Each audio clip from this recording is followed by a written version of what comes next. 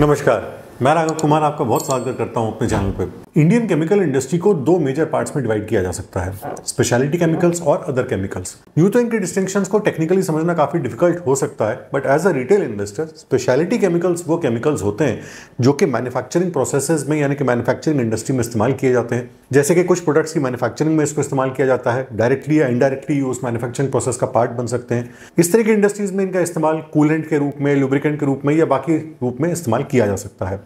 दूसरी तरफ speciality chemicals कई बार फिनिश्ड प्रोडक्ट में भी इस्तेमाल किए जाते हैं। फॉर एग्जांपल, जब भी आपने कोई पेंटेड सरफेस देखा होगा तो आपने देखा होगा उस पर एक शाइन होती है। इस शाइन को देने के लिए कुछ केमिकल्स इस्तेमाल किए जाते हैं।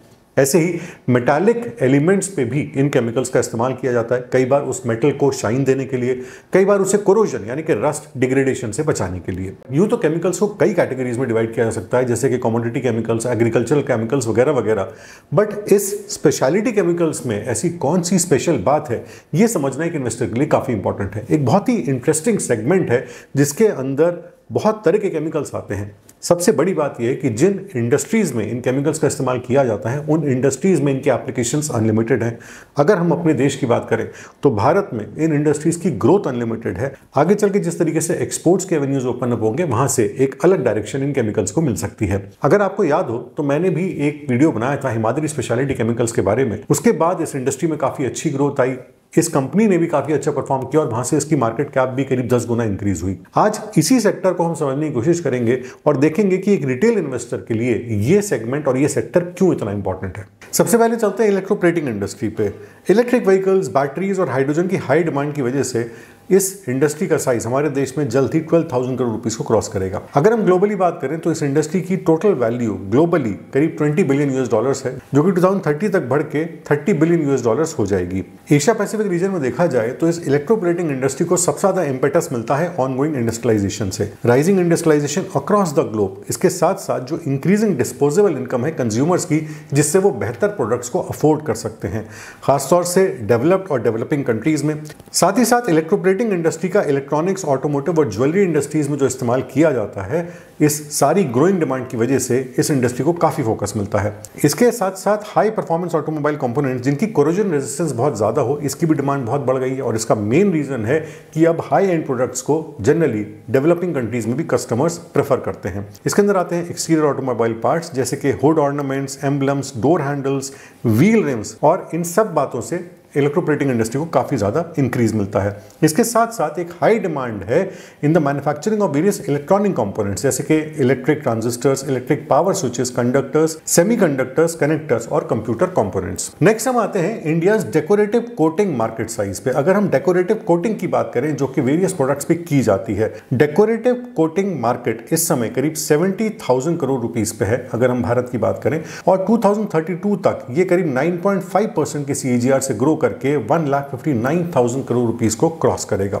डेकोरेटिव कोटिंग मार्केट अगर पूरे इंडिया में देखा जाए तो इसे ऑर्गेनाइज्ड और अनऑर्गेनाइज्ड सेक्टर्स में डिवाइड किया जा सकता है। 2023 का जो डेटा हमारे सामने है उसके हिसाब से करीब 77% total decorative coating market organised sector में था, जिसकी वैल्यूएशन करीब 54,000 करोड़ की जा सकती है अगर इस टोटल मार्केट को 70,000 करोड़ पे कंसिडर किया जाए। इसके अंदर मेन लीडर्स रहे हैं Asian Paints, Berger Paint, Shalimar Paints और इस तरह की बड़ी कंपनीज। जब सबसे पहले मैंने इस तरह की इंडस्ट्रीज को समझना शुरू किया था और इनके बारे में डीपली एनालाइज करना शुरू किया था, तो कुछ कंपनीज हैं जो मेरे सामने आई थी और मुझे बहुत अच्छी भी लगी थी, क्योंकि इंडस्ट्री की ग्रोथ मुझे काफी अट्रैक्टिव लगी थी। भारत में जिस तरीके से इंडस्ट्रियलाइजेशन बढ़ रहा है, मैन्युफैक्चरिंग को फोकस मिल रहा है, वहां से इस पूरी इंडस्ट्री को यानी कि स्पेशलिटी केमिकल्स की इंडस्ट्री को काफी ज्यादा बढ़ावा मिल सकता है। एज अ डिस्क्लेमर मैं आपको बताता हूं कि मैंने एक स्टॉक में इन्वेस्ट किया था जिसका नाम है ग्रॉर एंड व्हील, और मैंने इसे अपनी मल्टीबैगर वर्कशॉप में कुछ टाइम पहले डिस्कस भी किया था।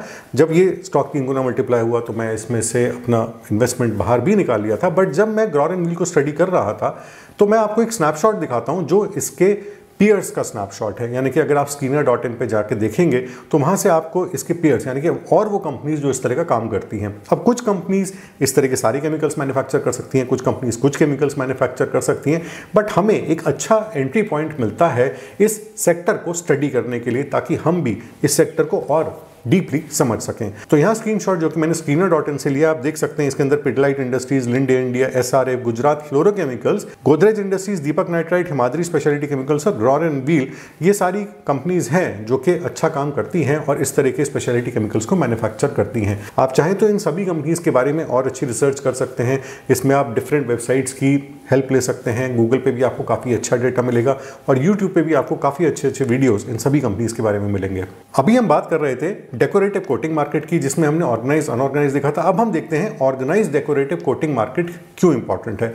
सबसे पहली बात तो मैं अनऑर्गेनाइज मार्केट की बात इसलिए नहीं कर रहा क्योंकि हो सकता है कि अनऑर्गेनाइज्ड मार्केट में कुछ अलग तरह के केमिकल्स या थोड़े सस्ते केमिकल्स का इस्तेमाल किया जाता हो, बट जो ऑर्गेनाइज डेकोरेटिव कोटिंग मार्केट है और खासतौर से वो कंपनीज जो ऑर्गेनाइज डेकोरेटिव कोटिंग मार्केट को केटर करती हैं, जैसे कि एशियन पेंट्स, बर्जर पेंट्स, ये जो बड़ी बड़ी पेंट कंपनीज हैं, ये अपने रॉ मटेरियल्स में कॉम्प्रोमाइज नहीं करेंगी। इसलिए इस मार्केट को हमें समझना बहुत इंपॉर्टेंट है। करेंटली एशियन पेंट्स इस पूरे डेकोरेटिव कोटिंग मार्केट को पूरी तरीके से डोमिनेट करता है। 40% डेकोरेटिव कोटिंग मार्केट, अगर हम ऑर्गेनाइज अनऑर्गेनाइज दोनों को मिला लें तो 40% शेयर एशियन पेंट्स का है, और अगर हम सिर्फ ऑर्गेनाइज डेकोरेटिव कोटिंग की बात करें तो वहां पे 50% शेयर एशियन पेंट्स का है और बाकी 50% में बाकी सब कंपनीज आती हैं। ऑर्गेनाइज डेकोरेटिव कोटिंग मार्केट 2032 तक करीब 9.8% के CAGR से बढ़ेगा और 2032 में 1,25,000 करोड़ रुपीस की टोटल मार्केट कैपिटलाइजेशन को क्रॉस करेगा। इसमें बहुत बड़े जो ग्रोथ फैक्टर्स प्रेजेंटली हैं और आगे भी चल के रहेंगे वो हैं न्यूली अनाउंस्ड कैपेसिटी एडिशंस, यानी कि जो कंपनीज जिस तरह काम कर रही हैं वो अपनी कैपेसिटी को एनहांस करती हैं कैपिटल एक्सपेंडिचर के थ्रू, रैपिड अर्बनाइजेशन जो कि किसी भी डेवलपिंग कंट्री में होता है, साथ ही साथ growing popularity of branded paints, यानी कि अब लोकल पेंट से बढ़ के हम ब्रांडेड पेंट्स की तरफ ज्यादा शिफ्ट हो रहे हैं, specially in the rural areas या सेमी अर्बन एरियाज, और shortening of repainting cycle. Next हम आते हैं लुब्रिकेंट्स मार्केट में। ये भी एक ऐसा मार्केट है जहां पे स्पेशलिटी केमिकल्स का इस्तेमाल किया जाता है। इंडिया का लुब्रिकेटिंग मार्केट अगर 2023 की बात करें तो करीब $7.19 बिलियन पर था और 2024 से 30 के बीच में ये 4.4% के CAGR से बढ़ेगा। इस ग्रोथ को हम एट्रीब्यूट कर सकते हैं जो इंडियन ऑटोमोटिव इंडस्ट्री की और इंडस्ट्रियल ग्रोथ जिस तरीके से हमारे देश में हो रही है उसके लिए हम लुब्रिकेंट मार्केट की ग्रोथ को एट्रीब्यूट कर सकते हैं। लुब्रिकेंट्स मैन्युफैक्चरिंग इंडस्ट्रीज में कई रूप में इस्तेमाल किए जाते हैं in the form of transmission fluids, gear oils, compressor oils, metal working fluids और ग्रीसेस फॉर हैवी मशीनरी। इसके साथ साथ लुब्रिकेंट्स का इस्तेमाल मरीन और एरोस्पेस इंडस्ट्री में भी किया जाता है। स्पेशलाइज्ड लुब्रिकेंट्स यूज किए जाते हैं जो कि एक्सट्रीम टेम्परेचर्स को सस्टेन कर सकते हैं।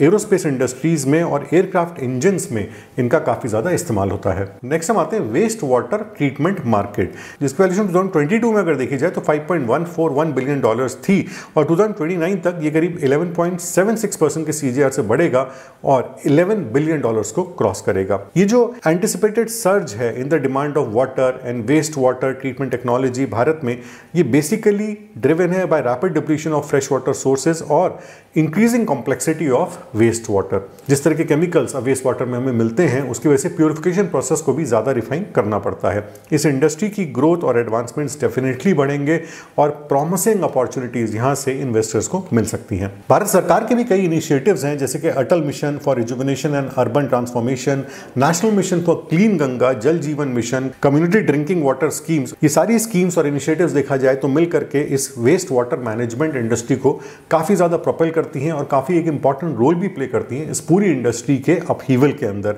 अगर आप जल जीवन मिशन के बारे में थोड़ा बहुत जानते हैं तो आप जानते होंगे कि काफी हैवी बजट्स इसके अंदर हमेशा एलोकेट किए गए हैं ताकि जिससे कि house hold water connection coverage को 100% तक पहुंचाया जा सके। वेस्ट वाटर ट्रीटमेंट एक इंटीग्रल पार्ट भी है भारत के कई शहरों में और वेरियस ट्रीटमेंट टेक्नोलॉजीज डिप्लॉय की जाती हैं, यानी कि इस्तेमाल की जाती हैं इस वेस्ट वाटर को प्यूरिफाई करने के लिए। इसके अंदर प्रिलिमिनरी ट्रीटमेंट आता है, primary secondary treatment, tertiary treatment, biological nutrient removal, resource recovery, energy generation, इस तरह के डिफरेंट टेक्निक से वेस्ट वाटर को मैनेज किया जाता है।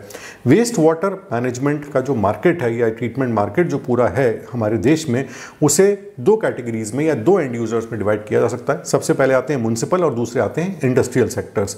साथ ही साथ कुछ स्टेट्स हैं जैसे कि दिल्ली, महाराष्ट्र, तमिलनाडु, गुजरात, कर्नाटका और बाकी स्टेट्स, इनके हिसाब से भी इस मार्केट को सेग्रीगेट किया जा सकता है। स्पेशलिटी केमिकल्स जैसे कि मैंने कहा था एक बहुत बड़ी फील्ड है, उसके अंदर कुछ बातें आज हमने डिस्कस करी हैं। जब आप अलग अलग कंपनीज को स्टडी करेंगे तो आपको और स्पेशलिटी केमिकल्स के बारे में पता चलेगा, आपको और स्पेशलिटी केमिकल इंडस्ट्रीज़ के बारे में पता चलेगा, किस किस मैन्युफैक्चरिंग प्रोसेस में या किस किस फिनिश प्रोडक्ट में उनका इस्तेमाल किया जाता है उसके बारे में पता चलेगा। वहीं से आप अपनी रिसर्च को इनिशिएट कर सकते हैं अच्छी कंपनी सिलेक्ट करने के लिए, और वहीं से इस कॉम्प्लेक्स इंडस्ट्री को आप पूरी तरीके से समझने की कोशिश कर सकते हैं। जब हम किसी भी इंडस्ट्री को या किसी भी इंडस्ट्रियल सेगमेंट को या किसी भी सेक्टोरियल सेगमेंट को पूरी तरीके से समझेंगे और उसके एंड यूजर इंडस्ट्रीज के उनकी ग्रोथ को समझने की कोशिश करेंगे, तभी हम अपने पोर्टफोलियो को, अपने इन्वेस्टमेंट्स को भी एक मीनिंगफुल डायरेक्शन दे सकते हैं। चलने से पहले आपको याद दिलाता हूं कि अगर आप मेरी वर्कशॉप ज्वाइन करना चाहते हैं तो उसका लिंक नीचे डिस्क्रिप्शन में है। आज की वीडियो में बस इतना ही। अगली बार फिर मिलेंगे किसी नई इन्फॉर्मेशन के साथ। जय हिंद।